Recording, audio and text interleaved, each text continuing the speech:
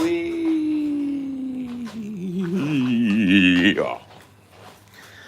Hello there. Hello, hello. Hi diddly dee, a sailor's life for me. Hi diddly dee, a sailor's life for me. What is that from? That's a Disney movie. Is that Dumbo? That's a fucking Disney movie, I swear. Hook? Was it from Peter Pan? I don't know.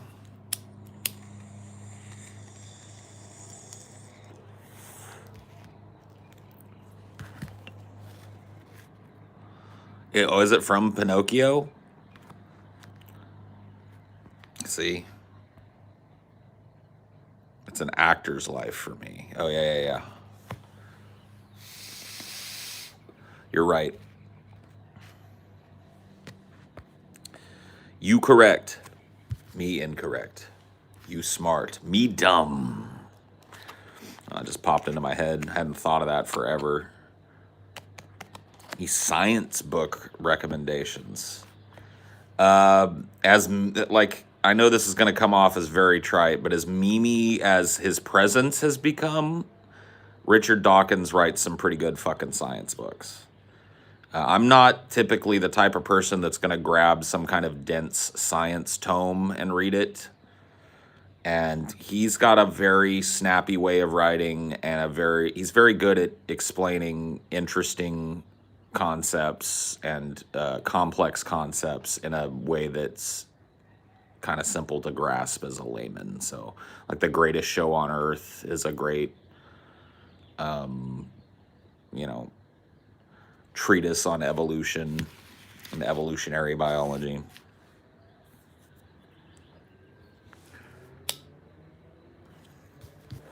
So check out some Diggity Dawkins.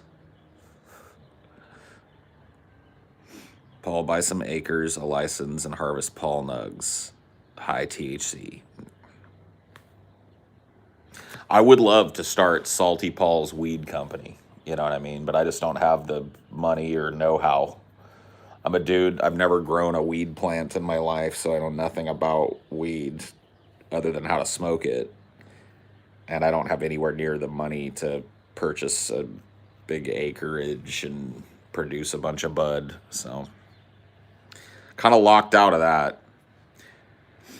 I guess it's up to you guys to make me rich and famous. Make me rich, make me famous, and then I'll make a boutique bud brand or something.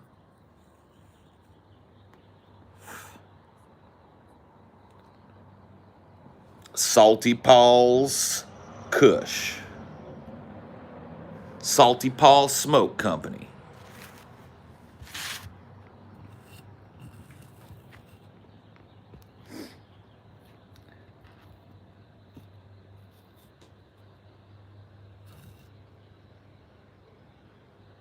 Piracy? Well, yeah, of course, piracy is my plan for that, for sure. But it might take a while to get the piracy underway, you know?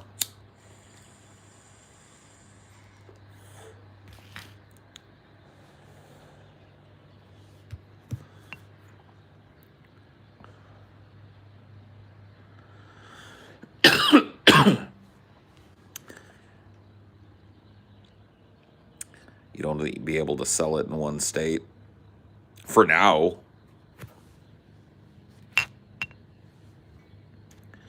Biden ain't gonna legalize weed. No shit. There was a news story about how, like, his administration fired a bunch of staffers because of admitted prior weed use.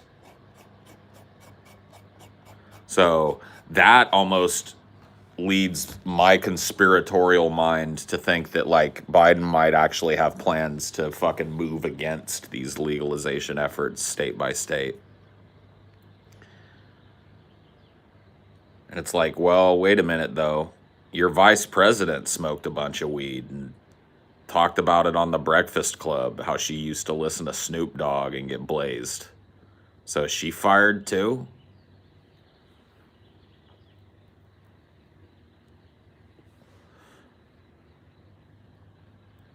Are we firing fucking Kamala Harris?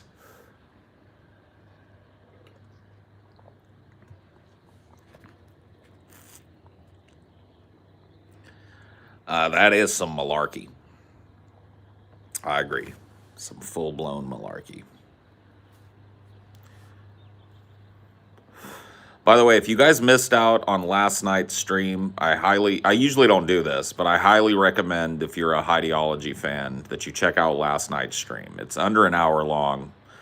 But I sat here with my old friend Rodney, a guy that I've known since we figured it out last night, since the 6th grade.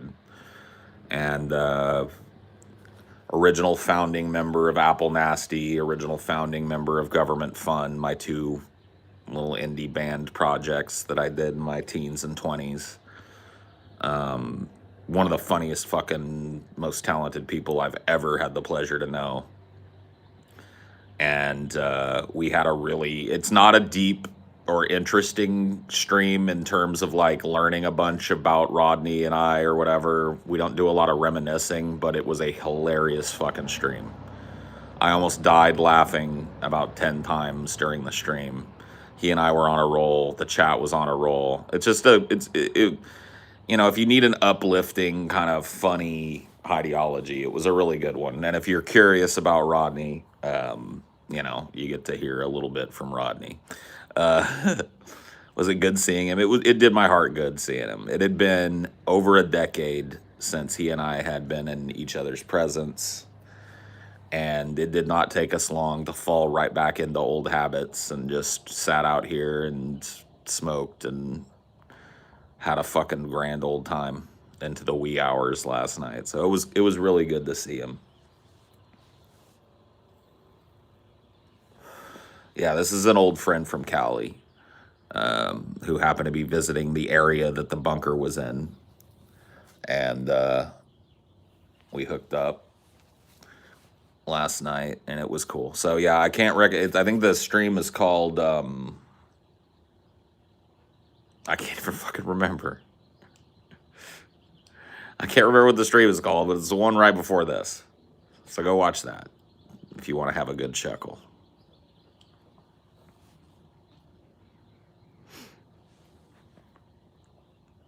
Yeah, it's definitely not a good, like, curl up and go to sleep type of stream.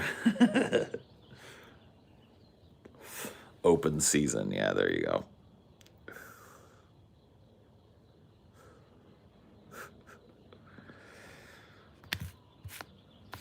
It was a good time.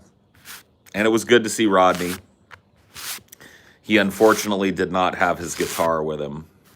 He's traveling in a very small car, and space is a premium, so he couldn't fit his guitar in with everything else he needs. He's got a big old dog that he travels with. You guys saw Caesar. You get to meet his little dog on So that kind of sucked that we didn't get a chance to sit down and jam together.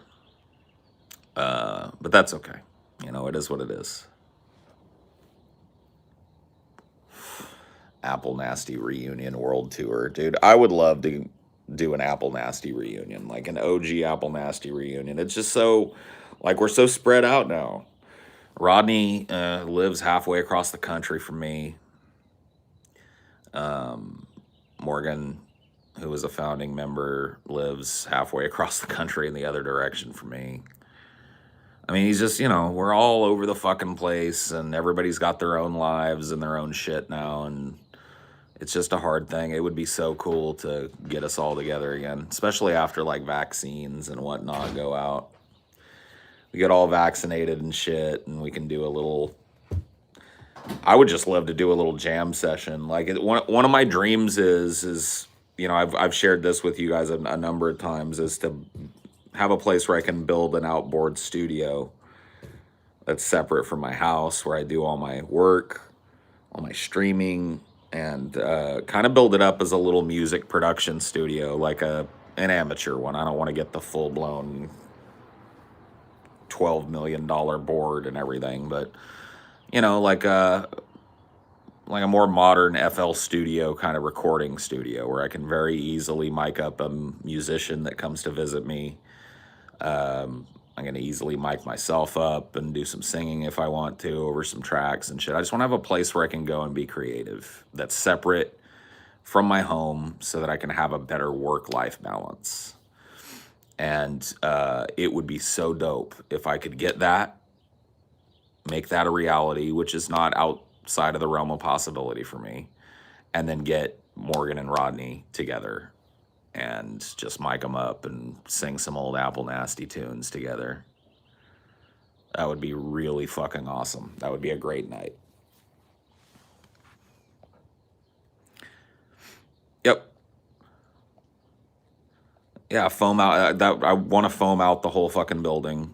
I'd want to have, like, my vision for it is almost like a little one-room house, or you know, I want to put a little kitchenette in there, nothing huge, but just a refrigerator and a microwave and a little oven or something, so that you can cook out there if you want, if you're just out chilling and you want to make some pizza or whatever.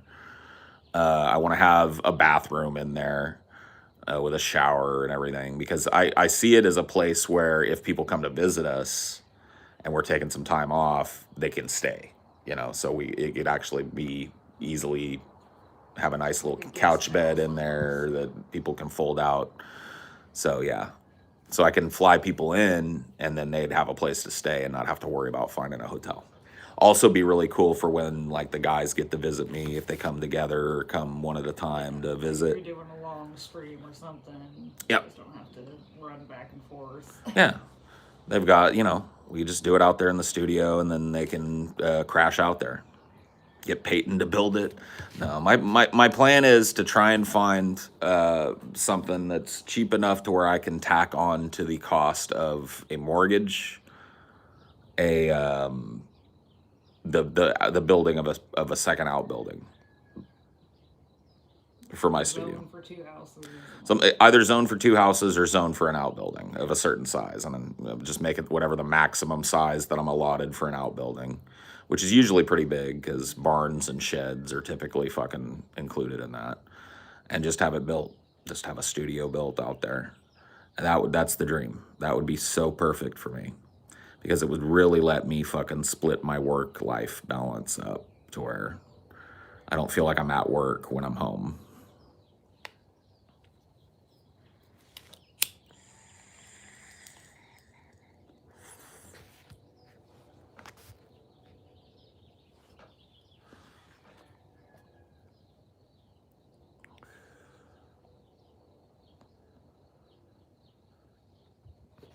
I mean, producing music has become something that people do from their bedrooms. I mean, a lot of people have gotten super duper ultra dodeca rich by saving up a little money, laying down their vocals at a studio, and then just taking that shit home to their bedroom, making their own beat, mixing their own vocals, and releasing these songs that get fucking, you know what I mean? So building a place that would double as a podcasting studio / recording studio for me would be all of the same. I would use a lot of the same stuff integrated to do both of the things. So EDM artists are a good example. Hip hop artists are a fucking prime example. You know, fucking Post Malone wrote White Iverson. I think he paid for studio time and paid for a fucking video, like a professional video production and shit. But he was broke as a joke. He threw everything he had at that song, produced it all himself, made the beat himself, did the performance himself, all the recording himself. You know what I mean? And released that song, and it created a multi-million-dollar career. One song. Because it just broke. Yeah, he rented that fucking Rolls Royce that he's doing donuts in the dirt field, and he tells a story at one point that he got in trouble for doing it because they brought the Rolls Royce back all dirty and shit. But he's got those great slow-mo shots of that beautiful, opulent Rolls Royce doing donuts in an empty field. You know, it's just a cool fucking song. Probably paid a videographer to shoot it, rented the fucking Rollie, rented the jewelry that he was wearing in it, and then rented studio time to lay down the vocal, and wrote the whole beat himself and did the whole vocal mix himself and released it himself on SoundCloud. And now he's a multimillionaire and will have a career till he dies. His best song is Go Flex. That is my favorite song. It's also a tricky song for me because it's an acid flashback trigger for me. I once tripped, I did a little psychological exploration of myself, and I tripped on acid 3 days in a row. And for 2 of those 3 days, I did pretty much nothing but listen to Go Flex on repeat. Oh, you guys ain't seen shit yet. Marshall today sent me the final mix of our next song. And in my opinion, it's our best work together yet to date. It slaps. It's so good. It's so fucking good. You guys are gonna have to wait for it. There are release calendars for such things, but I'm just letting you know I got my earbuds on it today, and it is fucking, it's crazy.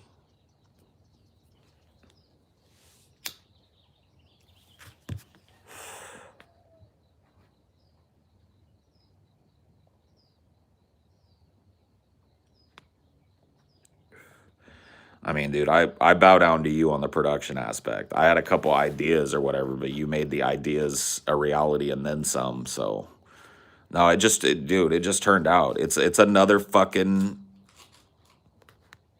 great collaboration. You know what I mean?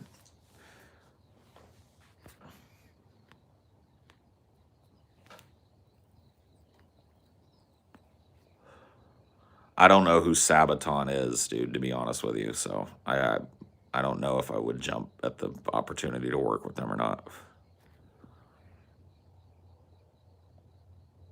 Yeah, you're so hype. You texted me. I know, dude. I woke up this morning, and you know, like every other good phone addict, the first thing I do is wipe the crust out of my eyes and look at my missed messages. And I saw one from Marshall, and I was like, oh shit, got to check that one first. Sure enough, there it was.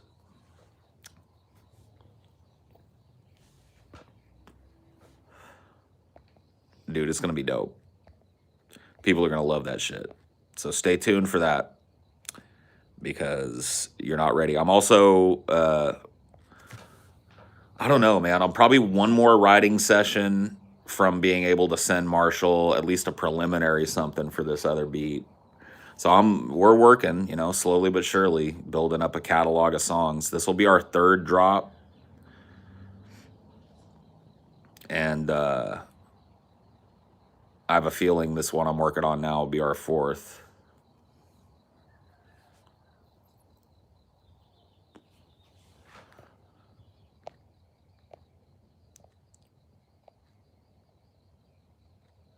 Basically a bunch of history nerds that make heavy metal in the style of Dio mixed with Priest. Yeah, probably not my thing then.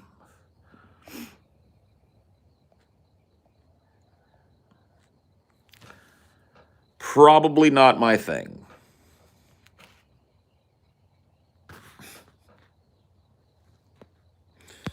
Goodbye.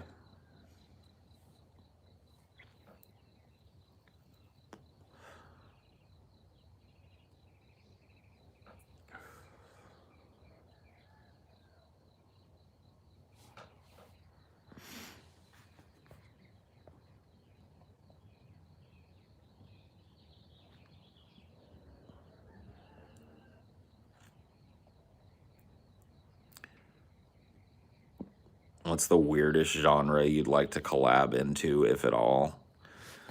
I'd like to collab with like a trip hop producer. I know trip hop is not like a super hot genre right now, but I would love to see a fold over like trap trip hop kind of thing. Like get with DJ Tricky or something. Like that would be a cool collab. I would also, I mean, fucking as far as collabs go, my dream collab is to have Slick Rick lay down a fucking verse on a track that I work on. If I could get on a track with Slick Rick, that's the fucking pinnacle for me. I would feel so fucking honored to even be in the same room with that dude, let alone on the same track with him. I just kind of revere Slick Rick. He was my introduction into hip hop, so he's the godfather in my mind. So that would be, and he's got such a smooth style that he could fucking lay something down on any beat. He's just that way. It wouldn't take. He's just so good. He's such a professional at it, and he's got such swagger and such confidence. The only thing I would worry about doing a collab with fucking like Slick Rick would be just like wanting the whole track to be a Slick Rick track, because I don't want to drag it down with my shit. A collab with Snoop would be cool, but I don't know.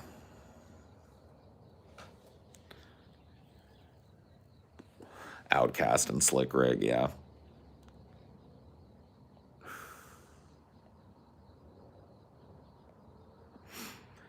What was that song they did together? Well, they did a couple of songs together. What was that?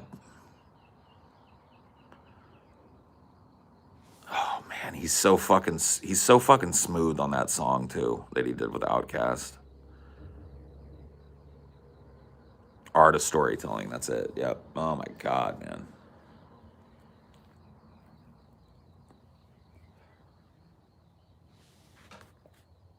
The art, yeah. As long as you have $1 million, Snoop Dogg will do anything. I don't know about anything.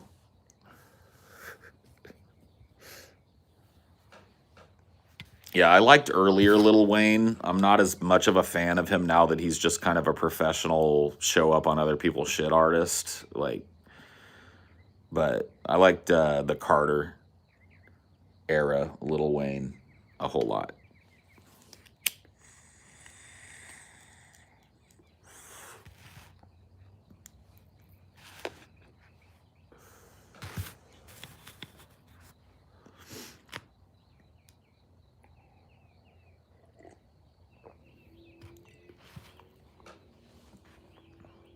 I can't listen to most modern rappers, honestly. The mumble rap flow drives me crazy, but I have respect for a handful such as Post Malone, a grandson. I'm telling you, man, it's something that, like, whatever. We've talked about it a lot here. I don't want to spin off on fucking hip hop again, but put it this way: it's something that grows on you if you listen to it. At the very least, it did me. If you go back to like 2018, you'll find streams of me just like mercilessly ripping on mumble rappers and modern rappers and shit. I was in a very boomerish mindset. Hip hop is dead, blah blah blah blah blah. And then I started listening to some of these artists and not just making fun of them, and found that I had a wide interest in a lot of the stuff that was being put out. Even stuff that a lot of people within the fandom think is trash, I pick up on. Like I love Lil Pump, I love Lil Xan. I fucking not everything that they've done, of course, but You know, like some of the bottom end kind of rap, and then things like Grandson, and you know, I've just recently gotten into Grandson, and really fucking good. Mario Judah. I love the kind of like outsider hip hop shit that's happening now. I don't know. I love that there's still like gangsters out there making music, like Vince Staples. If you want some real gangster shit, I don't know. I just love the landscape of music right now.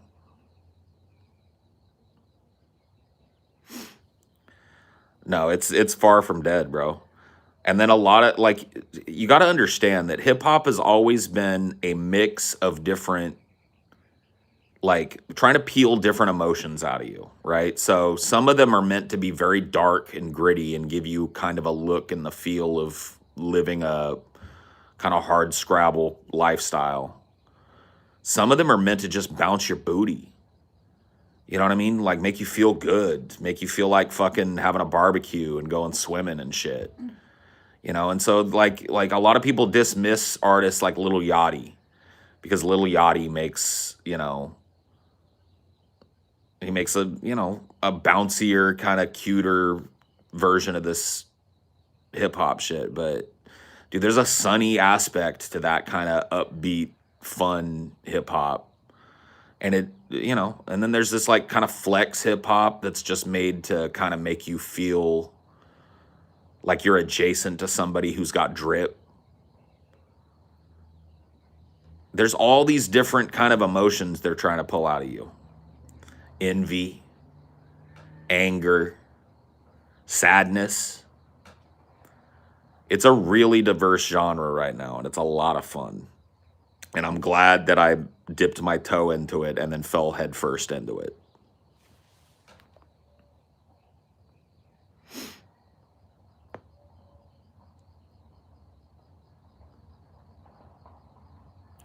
Adjacent to drip, yeah. You know what I'm talking about? Like I don't fucking know. Lil Pump does that song D Rose that I fucking am in love with. It's basically a drip song. Rockstar by Post Malone is a good example of like, hey, you know, you listen to this, you feel like you're drip adjacent. You know, yeah.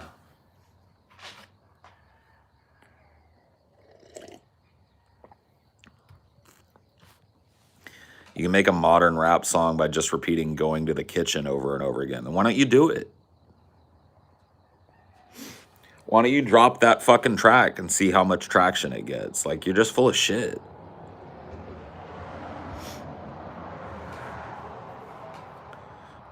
Now, you could probably make a dope ass song where the only lyric is going to the kitchen, but it would require like production talent and stuff like that. You know what I mean? So if you want to drop it, go ahead and drop it. I'll listen.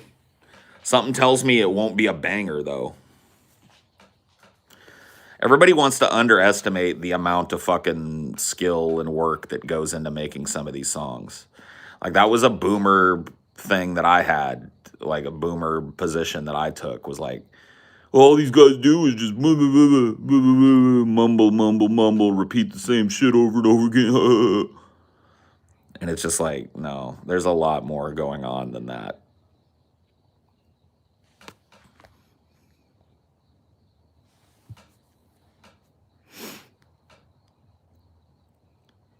Yeah, people that don't create a goddamn thing all day love to talk about how little talent it takes to make billions of dollars in media. Yep.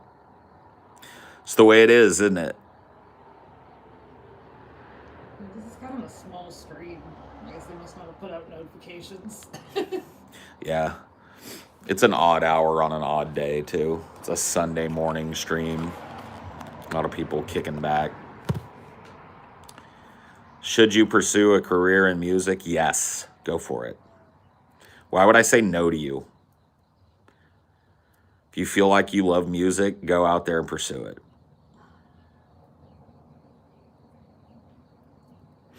Unless you're completely tone deaf or something, but Even so, give it a try. Auto-tune is a thing. There's plenty of tone-deaf rappers out there. Plenty of tone deaf rappers out there singing on shit and getting auto tuned up to a beat and it sounds dope. So you don't even have to have a sense of tone anymore. Just get out there and do it, man. Like, that's the thing. Like, Marshall approached me, I think it was like in 2019, honestly. And he was like, man, yeah, I'll write some beats for you. And I said, all right, man. And then, whatever. We both got busy with other shit. We picked it back up in 2020. And by that time, I jumped at the chance just to fucking have fun with it. You know what I mean? And so I'm not going to discourage anybody from jumping in and having fun with it, because if you got a laptop and the ability to save up some money and get yourself a fucking legit copy of FL Studio and a decent mic, you know what I mean? You can make rap. Or whatever. Or whatever it is you want, yeah. So. Dad does the saxophone. Yep. What is it actually called? It's like an electric saxophone. Yeah, there's a name for it, though. Yeah. I remember. Yeah, it does other instruments, too, so I'm Yep. not sure. It's a crazy instrument. Got to be weird to be noticed. That's not true. You just got to be dope to be noticed, Dope doesn't necessarily mean weird. You can go the weird route, but there better be some dopeness with that weirdness.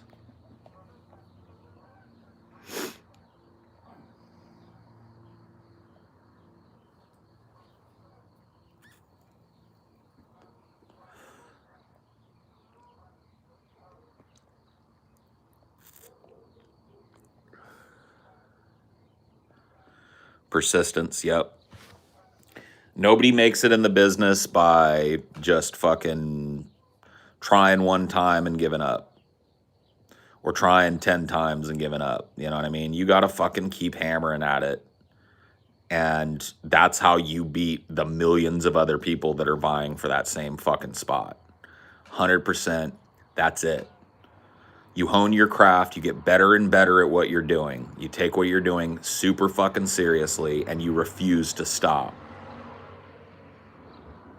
Because most people that fucking want to pursue this type of music shit, they get one song into it, they put it out, it doesn't get the views that they wanted, and they go, fuck it. That's all you gotta be. Did you ever watch like American Idol in the past or no? The earlier seasons of it, when it was like a newer big phenomenon, I watched, I think, the first like 3 seasons of Idol before I got bored of it. But yeah, persistence. Persistence. It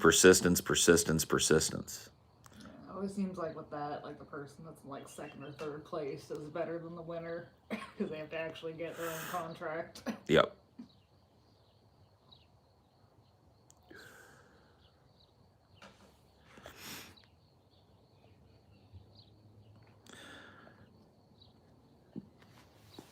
I mean, I don't know, Phoebes. I'm of 2 minds on that. Because here's the thing.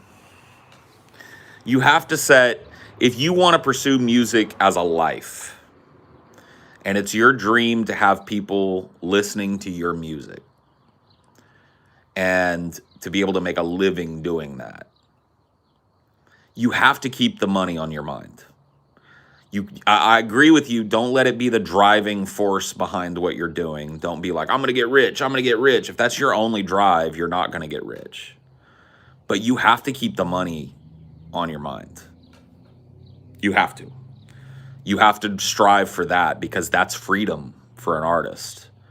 Being self-sufficient and having the ability to write and produce your own shit, that is freedom for an artist. And you've got to keep your eyeball on that. Having your own setup, having a place that's conducive to your fucking creative juices flowing, being able to live that type of lifestyle where you don't have to worry about other things. You can just create. That's the brass ring, and that's all money.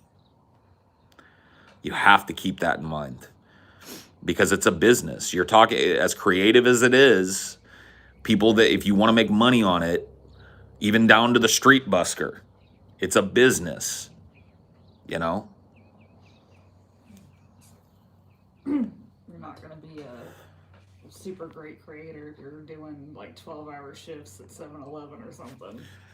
I mean, you can be. A lot of fucking great artists were working fucking horrible jobs when they busted. You know what I mean?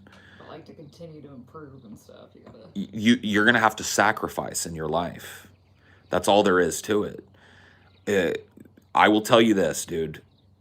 I lived a point in my life that will never, I will never ever hear the excuse from an artist again that I'm just too tired to fucking work on it. I just don't have enough time. I lived a period of my life where I did back to back to back to back shows. 4 shows, one into the next, while I was working a full-time job and going to school. I had 0 free time. I slept about 4 hours a night, but I pursued my art for 6 months straight. And I'm a much better actor as a result of spending that intense fucking time. But you know what the cost was? I had no time to myself. I would get off of work and literally not even go home. I would drive straight to the fucking college, straight to rehearsals, and I'd be in rehearsals until midnight. And I'd get kicked out of rehearsals, and I'd wake up at 3 or 4 in the morning to go open Starbucks, get out, come to school, and then get to my rehearsal again. I lived out of my car, basically. I got to sleep at home, you know what I mean, for a couple hours a night. But I did it, and I survived it. And that's what it took. I didn't have the money to quit the job and just go, I'm going to be an actor. I had to work that fucking job. I was in management, so I wasn't hourly anymore. I was a salary, well, I was technically hourly, but I'd moved to a salaried level position. So I worked fucking 40, 50, 60-hour work weeks every week, went to school, and did 4 shows in a row. Back to back to back, with no break between them. I did Anna in the Tropics, directly into The Diviners, directly into a play that the Chuck Irvin, the guy that runs the Fresno City College fucking theater department, wrote called Canyon Suite. No, I'm out of order. I did Anna in the Tropics, into Canyon Suite, into The Diviners, and then into Canyon Suite again. 4 productions, 4 shows, 4 full-blown rehearsal productions from start to finish, doing tear-down shit, because when you're at that level of acting, community and college-level theater, you build the set. You tear down the set. You help the costuming department. You help everything. You know, the actors do everything. But were you making anything with that or no? What do you mean? With the acting? Money? Yeah. Well, that's just what's kind of confusing to me, like keeping money on the mind with being creative, but also. Well, sure. I mean, yeah, this was an opportunity for me to get better at what I was doing, and I knew it. I knew I wasn't going to get paid. It's fucking community level theater, but I got paid because of what I did there. So that's what you mean. It's right. Just like long-term goals. You keep it on your mind. Yeah. It's not like I need to start making money now, but at some point you want to transition to a point where you're making money doing what you're doing. And because of the time that I spent, really, like just seeing your value and knowing when you can get to the point where you can ask. Of course. Of course. Absolutely. And I don't know. I can't hammer that home any harder than I already have. It's persistence that wins the day, and it's passion that wins the day, and that's it. If you love what you're doing and you're willing to make sacrifices in your life to keep doing what you're doing, you're way more likely to be successful than the other people who are trying to make it big. because most people that want to make it big, that's all they think about is, I'm going to do this, I'm going to put all this effort into this, and then and it's like, it doesn't happen that way sometimes. And when it doesn't happen that way, 90% of people that have the dream pack up and go home. And you stay in the game. That's how you win.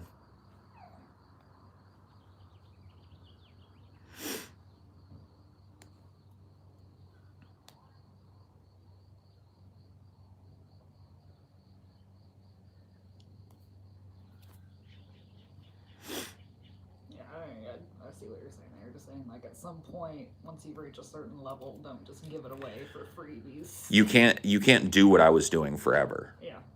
I reached a point, I hit a wall after that 4th production, and I was just like, I have to step back, and I did. But you can, you'd be surprised what you can do. You'd be surprised what you're capable of.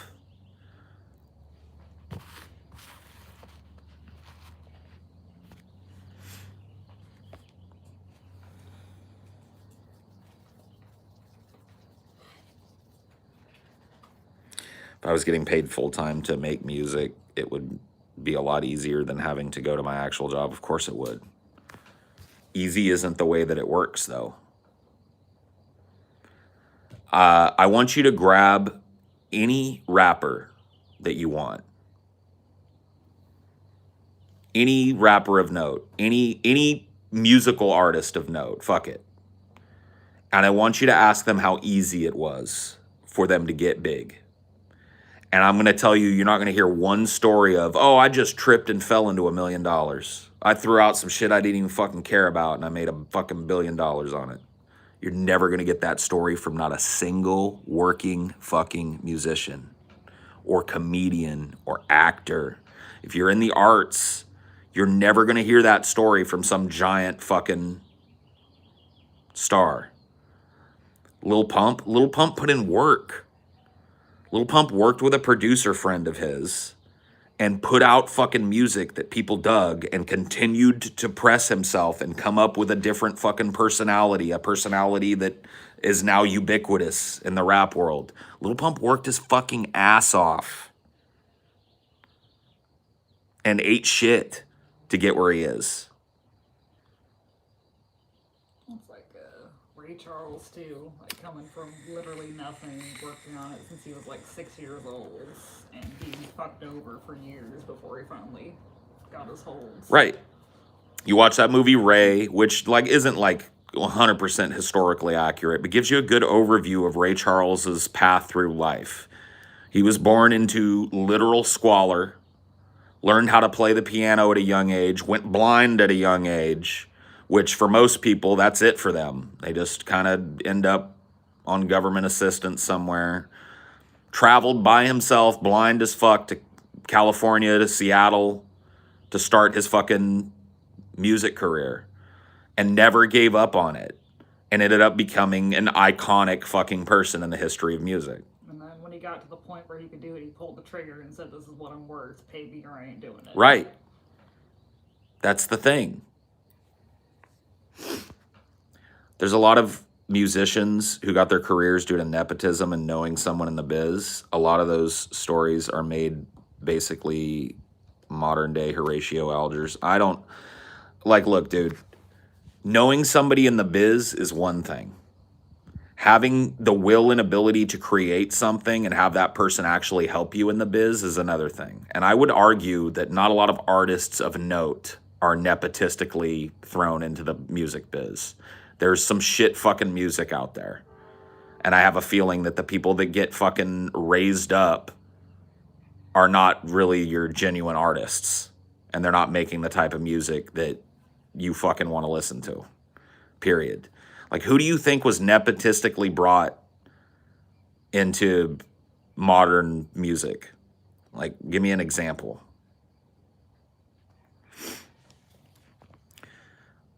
I don't have the energy or patience to work for free for an extended period of time for nothing, for no audience. I also cannot find another group of adults with aligning work schedules. Dead dream. Hey, If you say it's dead, man. I can't tell you it's dead. I can tell you what I heard in your little paragraph right there was excuse, excuse, excuse, excuse, and excuse, and dead dream. All right. You're one of those other people that I was talking about. The people that jump into the music industry but don't have the passion to fucking sacrifice it. You telling me you don't have the fucking time? What are you doing right now? Like, I don't mean to fucking police your personal time, but what are you doing right now? Sitting and listening to me, watching me smoke weed? Couldn't you be making some music? See, that's what I'm saying. If you ain't got the passion, get the fuck out of the way. At least you know it.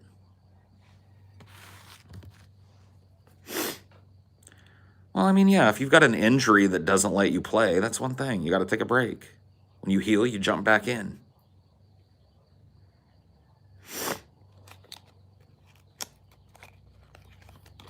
I just don't understand. Did I miss him? Billie Eilish, 100%. Her brother writes all her music and her parents are producers. So? Like, what does that mean?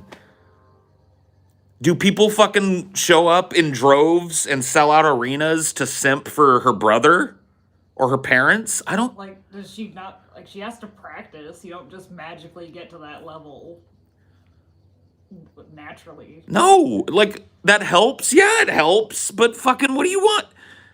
She still has to be a fucking personality that people want to listen to. She still has to perform the music. Like, you're acting like she's just like, oh, just sing whatever and I'll make it sound good. Right. Like your vision of like her brother being the puppet master and her parents being the fucking money lender to her talent, it just completely cuts out the fact that she's mega fucking talented. You don't think artists have other artists that they collaborate with behind the scenes to write raps and write fucking verses for them and shit? Write beats? You still have to perform. Right.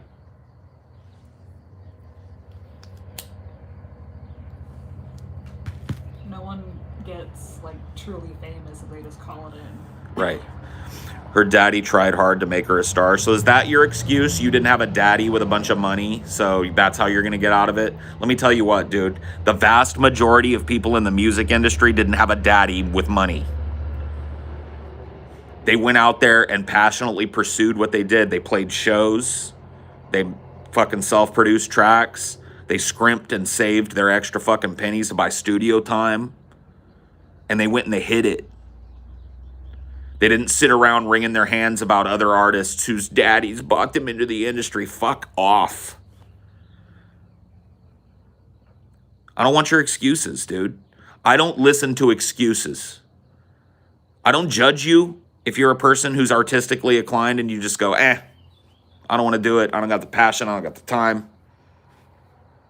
Good. Because there's a million other fucking people that want to do what you're doing. Get out of their way. Unmuddy the waters of fucking whatever industry you're in so that people that have passion can fucking get a crack at it.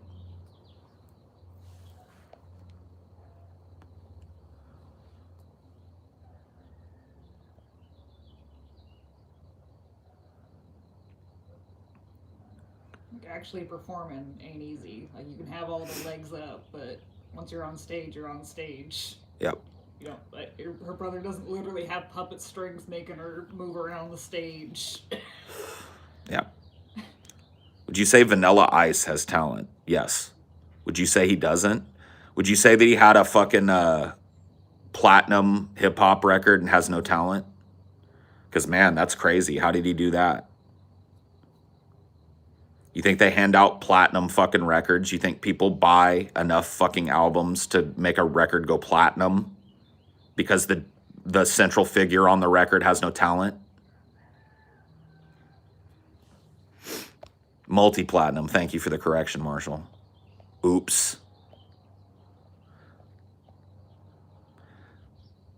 Dude's work funded Death Row. Yep.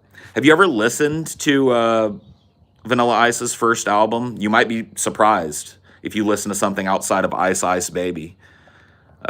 Particularly listen to the song Stop That Train from that album. It's a really dope song. There's a lot of really dope songs on that album. Dude had a lot of fucking talent.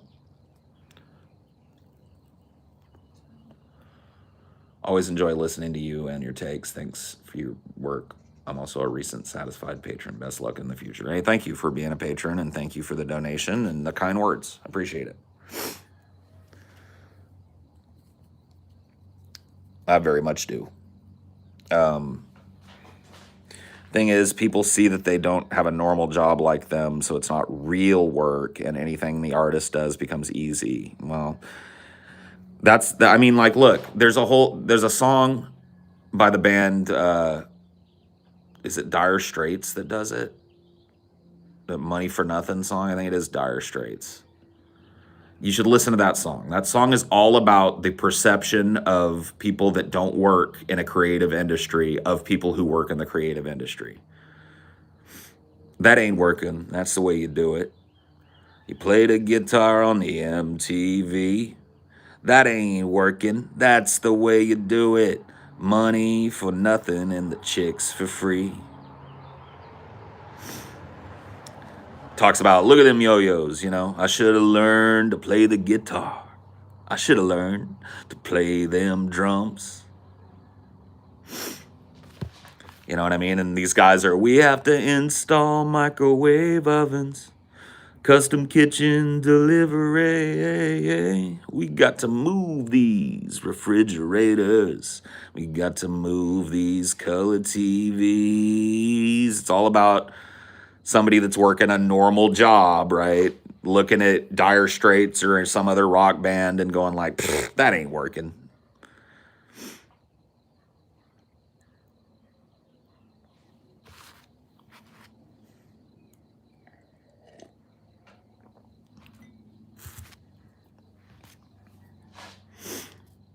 It's also about the hypocrisy of people who say, oh, that ain't working, but also groove to it.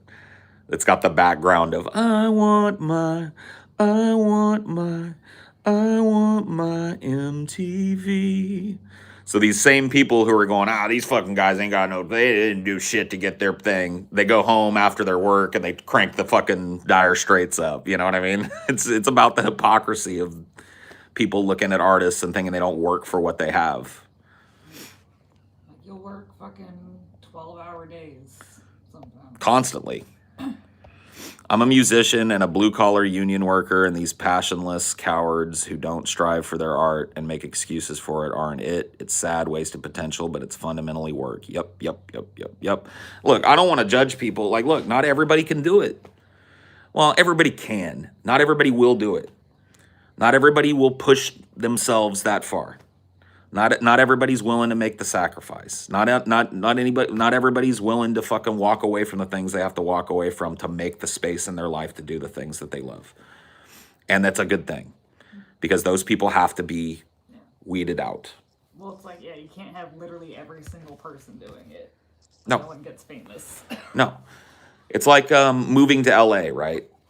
I had a friend, actually my girlfriend from high school.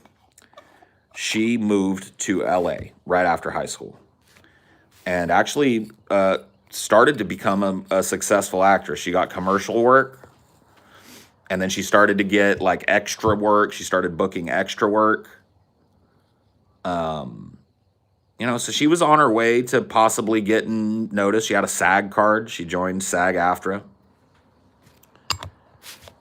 Or just SAG, not SAG-AFTRA.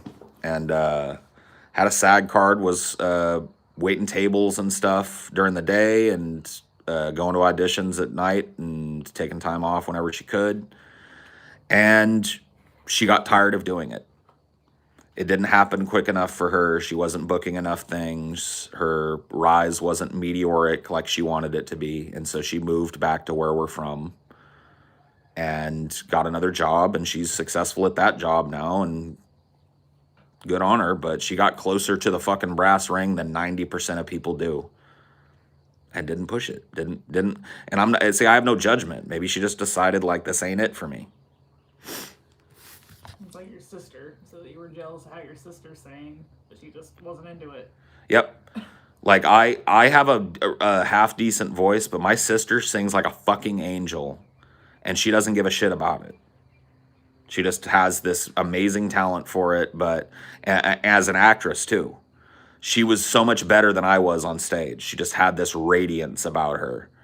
But she just didn't care for it. It was just something that she did for fun, and it wasn't what she wanted to do with her life. And you know,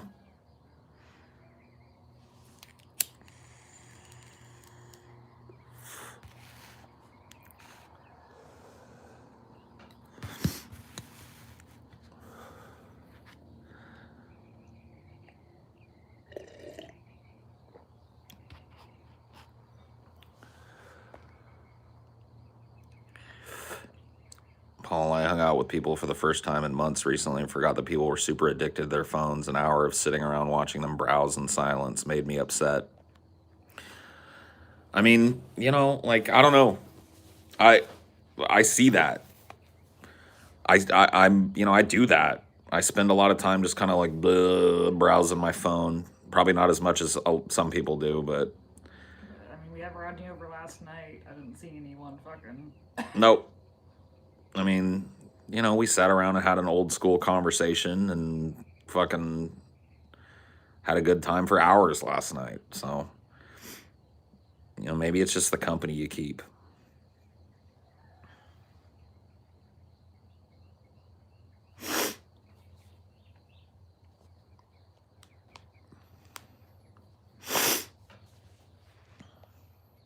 Was your favorite day of the past month, if one stuck out to you in particular? Yesterday was a lot of fun.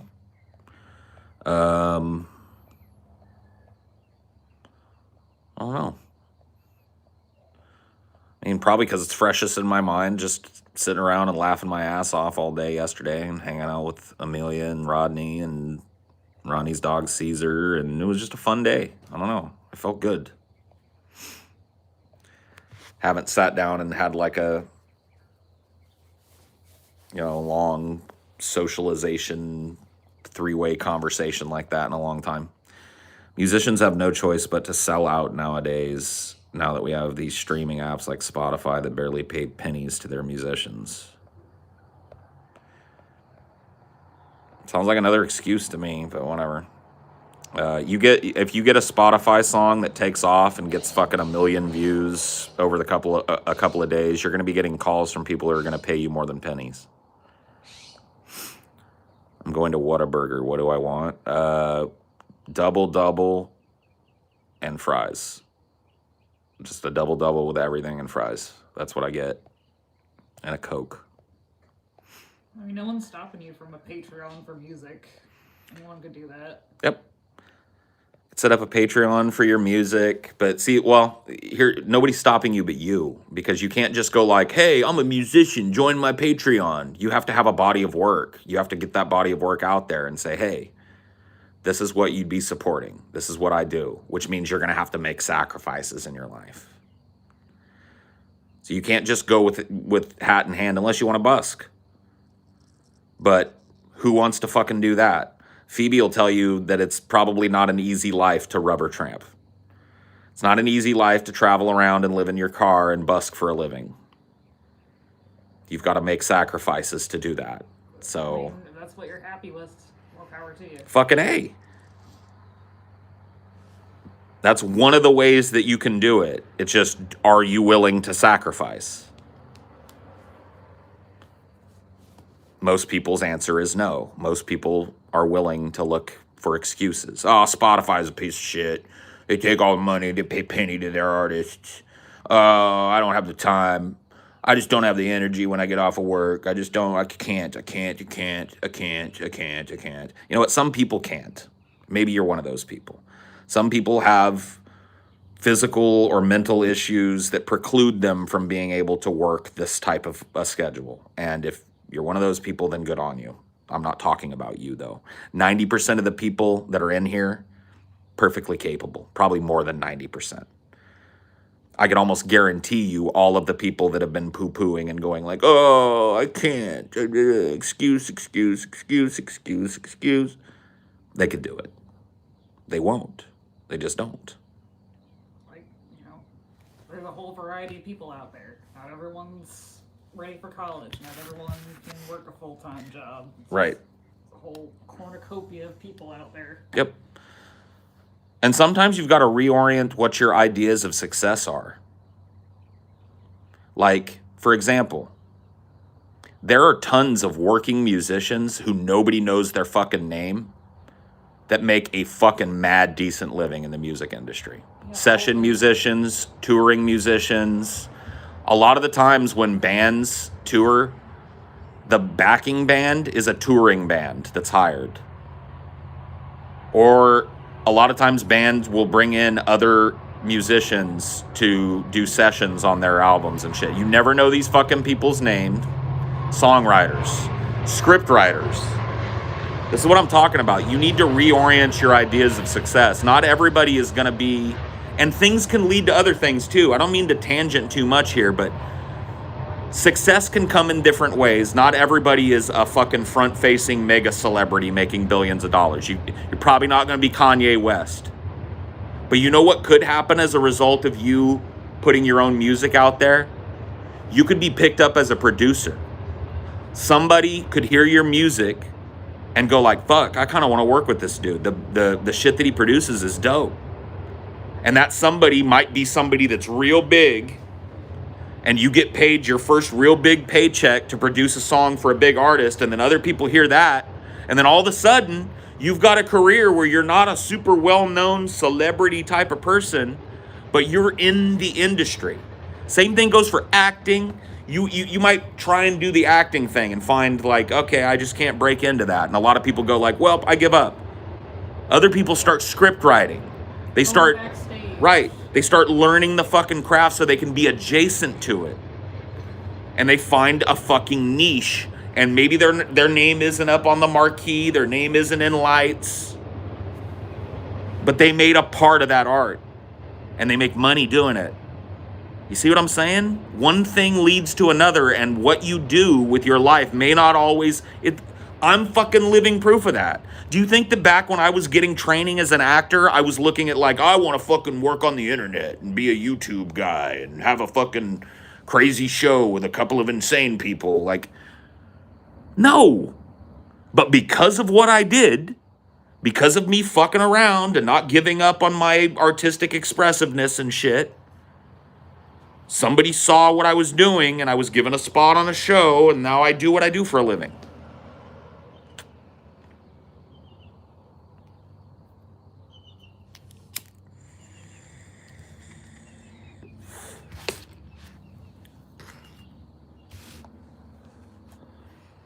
Period. Sorry for excuses, just insecurity. Well, that's what I'm trying to kill in you, man. Yeah, they're just talking about the super chat. Oh, I guess what keeps me from releasing the song I made is that my voice is weird and not good enough, but maybe people will like it. Yeah, I mean... Well, confidence is just as much of it. Yeah, I mean, dude, what's the worst fucking thing that happens? You put it out and people go, boo, or whatever. Who cares? Like, what does it mean to your fucking life? You move forward.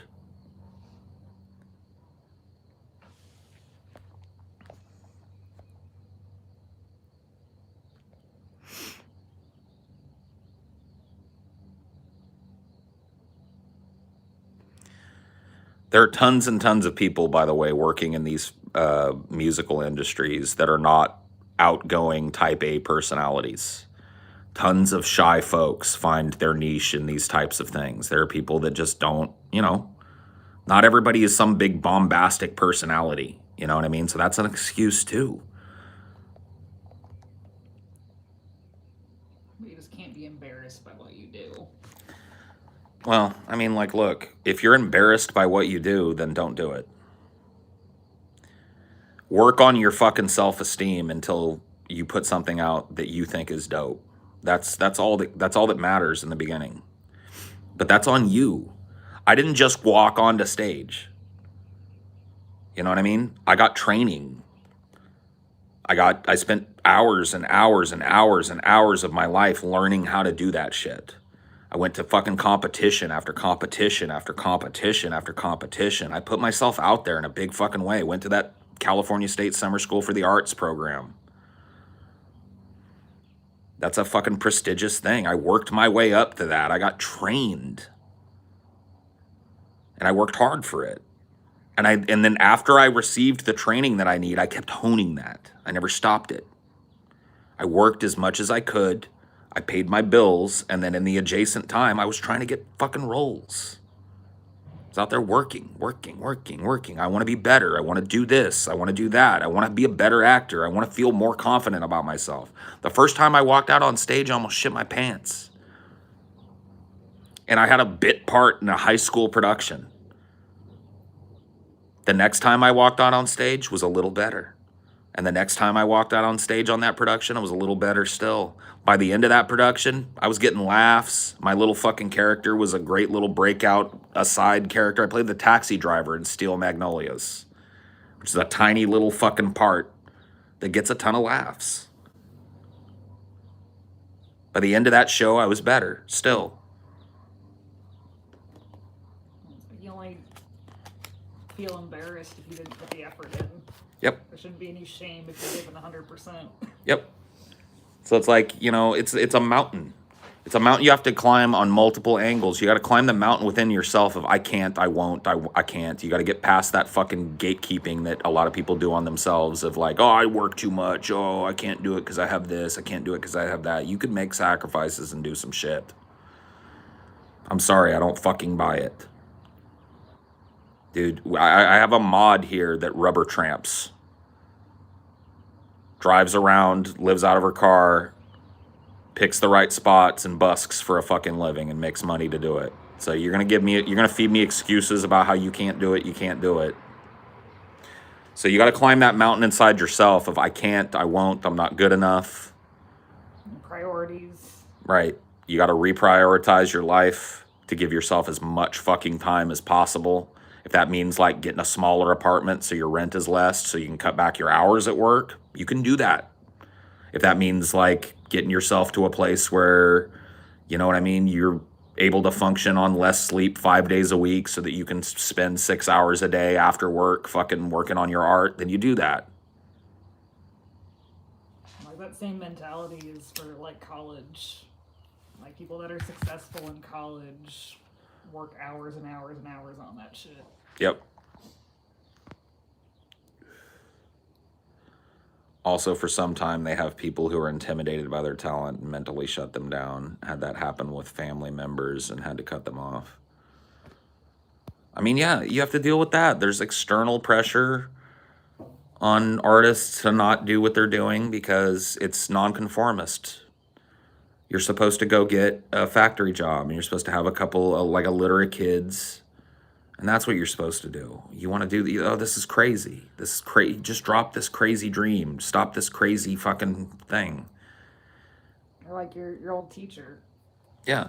I mean, like, and this is a sad fucking example. The person that invigorated my love for performance and performing arts hates what I do and thinks it's beneath me.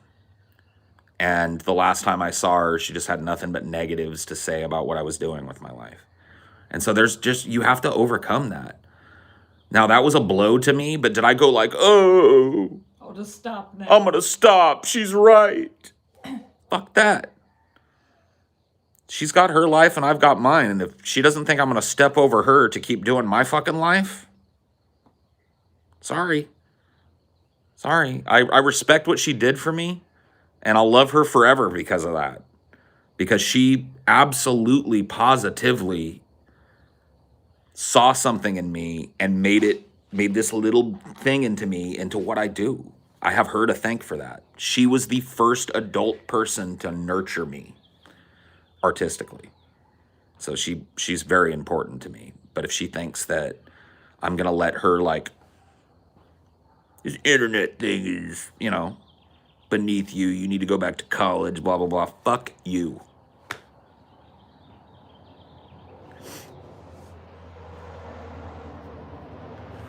I talked to her last. I went to visit her when I came back to visit my hometown while I was on DP. So I was, I told the guys that I needed a break because I did. I'd been working for 2 years straight without any kind of vacation or anything. And so I took a break, took a week, and I flew back home. And I went to go visit her while I was there. And at this time, the show had blown up, and I know she'd seen it. And I don't know. I went and saw what she was working on and talked to her a little bit. And then she said, it was just basically like, this stuff you're doing now, what is this? And I told her, I don't know. I said, it's a show. It's a crazy improvisational humor show that has these, and I tried to explain it to her, and she just shook her head at me, and she said, you need to go back to college. You need to get your performing arts degree, and you need to put your talent to work. And I told her, I feel like that's what I'm doing. And she just shook her head at me. And I felt that just like disappointment come off of her. And it was a blow. It was like a kick in the gut. But I synthesized it. I took it home with me and I chewed on it. And I was like, am I willing to let this, because now and I'm not saying it's a bad thing, she's an old lady now. Am I going to let this old lady pump the brakes, no matter how much I respect her, pump the brakes on what I dream? The answer was fuck. No. No.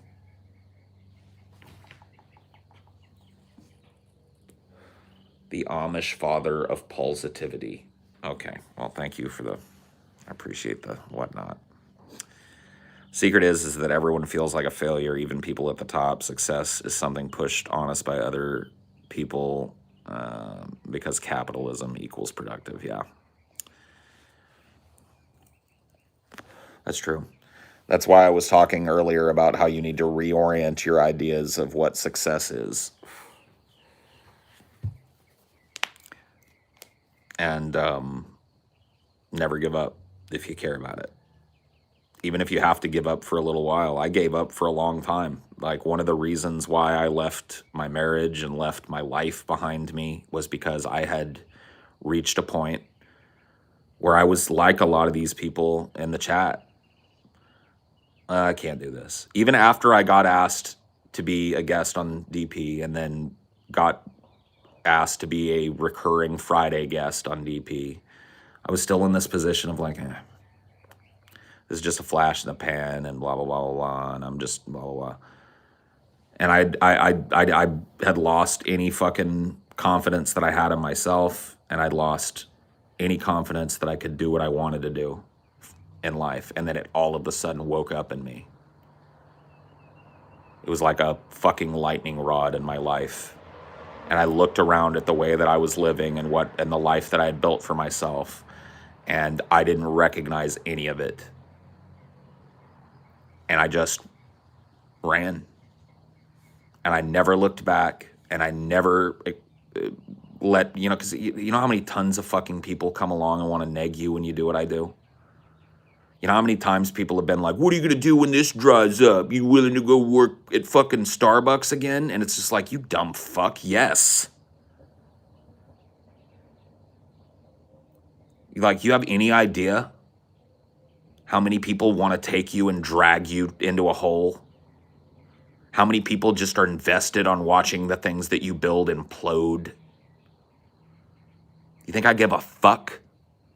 People like that fuel my fire, dude. People like you just fuel my fire. Da da da da da da da da da da da. Little Prodigy for that ass.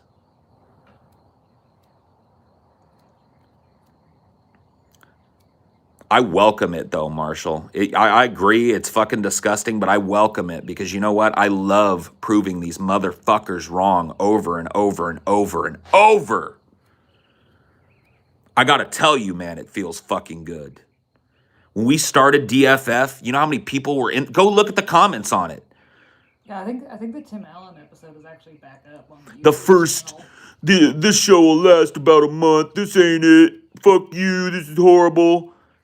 Where you at now? Top 100 Patreon. Tell me how unsuccessful I am, bitch. Keep fucking throwing logs on my fire and see what happens. You got to take that fucking tact.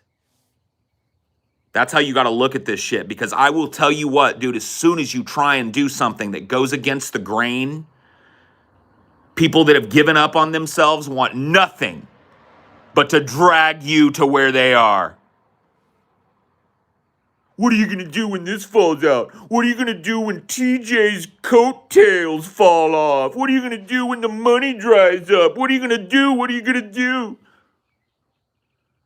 These motherfuckers don't know who they're talking to. What am I going to do? So I showed them what I'm gonna do. I'm gonna keep making money. I'm gonna keep getting bigger. I'm gonna keep pushing my fucking show. I'm gonna keep going. What are you gonna do? Find somebody else to neg. Pussy. So you gotta get fired up about your shit, man. For real.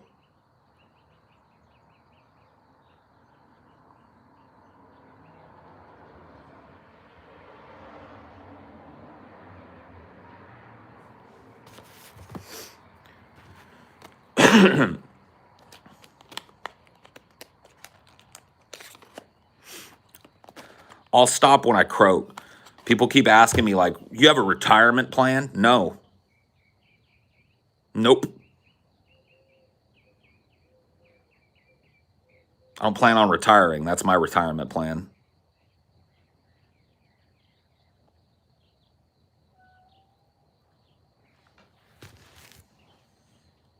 Yeah, like what's? I guess yeah. Episode 1 still isn't there on YouTube, but episode 2, it's like 40% of people downvoted it. Oh yeah. Dude, the show that I'm on now was born in a storm of controversy and people telling us that we were stupid and people telling us that we were gonna fail and that it was shit and wasn't funny and wasn't interesting. And oh my God, this sucks. Oh my God, this. Every one of those comments was like a little piece of coal on my fire. Like the editor you have now, like you're gonna keep nurturing him no matter what people say. Dude, what people say is the least of my concerns. And that's what I've learned. People are gonna say whatever.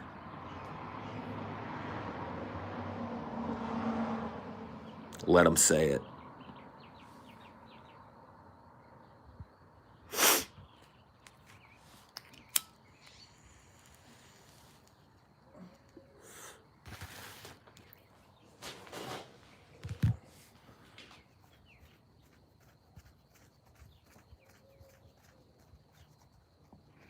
You want me to fix anything? Okay. I could eat a little something, maybe. Yeah. Mind if I just do like a sandwich or something? I just don't want to do this hand like. Oh yeah, no. Don't worry about it. Yeah, no, never mind. I forgot about your hand. We're probably gonna get some food at that thing a little later anyway, I'd imagine. So I'll be okay. I just don't want to like be lifting shit for a couple days. Yeah. Or Cricket, he didn't mean it. He didn't. He just got freaked out by Caesar the Cheeser. Never seen a dog that big before. He's like, what the fuck? Ah! He was like 100% like completely arched back, every hair on end, hissing and spitting. Yeah. He was in a tizzy.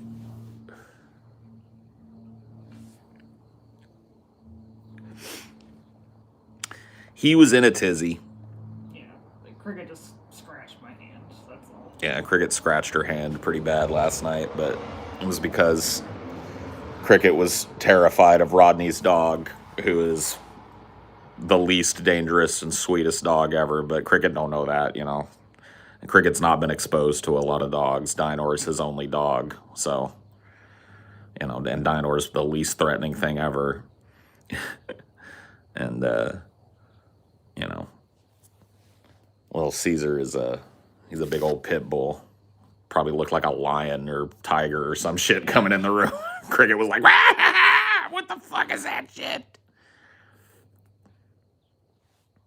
I'm just happy that he got me instead of the dog, though. I would have been so fucking sad if he had scratched Caesar instead of me. Yeah, well, it happens. Cats get fucking worked up. Love your content, Paul. Love DFF. So glad you continue to pursue this. Me too.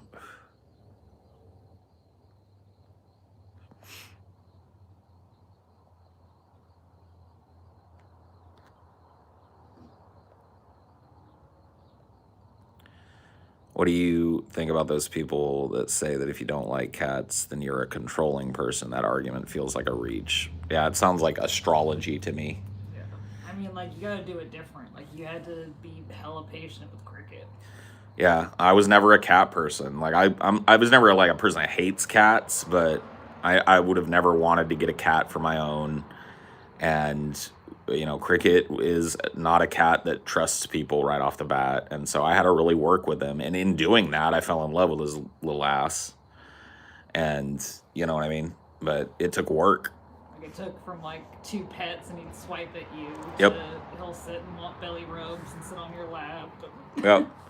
That used to, I mean, when he first came, he basically wouldn't come near me. And he gave me the I don't want to be touched look. And so I didn't. I gave him his space and I just kind of let him do his thing and get more comfortable in the environment. And we got to the point where he'd let me come over and give him a couple of pets. But after 2 pets, he'd like start swiping at me and trying to bite me and shit. He didn't want it. So we had the 2-stroke rule. I'd go whoop, whoop, and then I'd walk away, and we were good with that for a while. And then it pretty rapidly progressed from there. Like from there, it went to like, now you get kind of more infinite strokes. And then it went to like, come rub my belly and I'm going to jump up and sleep on your lap. And now, he and I are bros. So I remember the very first time he sat on your lap, you were playing Assassin's Creed Odyssey. Yeah, I was sitting on the beanbag playing Assassin's Creed and he just like plopped down on my lap. I was like, oh, okay, I see. Sat there and played the game, gave him a pet every once in a while.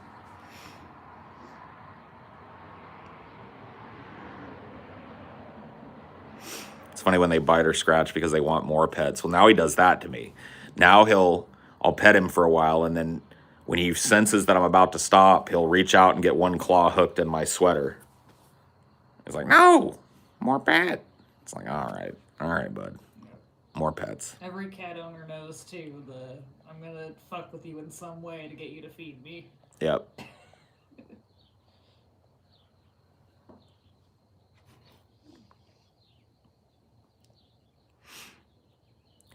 Here in Miami, they declared a state of emergency because spring breakers are out of control. A car blew up last night, and it took out power on the beach for at least 10 blocks. Wow. Yeah, I remember reading something about, like, they declared a state of emergency there, and, like, the fucking mayor is trying to tell people, like, don't come here. Which is probably for the best, honestly, like, COVID-wise. Well, this is what's gonna happen. Like fucking Europe is having another giant spike right now. The vaccine rollout is starting to ramp up in the United States, but it ain't fully fucking out yet. And a lot of these people haven't had their shots, and there could be another fucking spike in cases here before we can get people vaccinated. And it's just like, we can't relax until it's 70%, like, minimum. And it's not even gonna be that for like a year. And that's like the best projection, is that by around this time in 2022, we could be at 75%, herd immunity or whatever the fuck. And at that point, we can start fucking doing spring break again. But like, nobody's doing it. People forget too that like Florida was fucking with their numbers way early in the pandemic. Probably less people are getting tested because of the culture there. Yeah. I don't know. Anywho, I'm going to end this. Have a good day. I'll see you guys next time. Bye.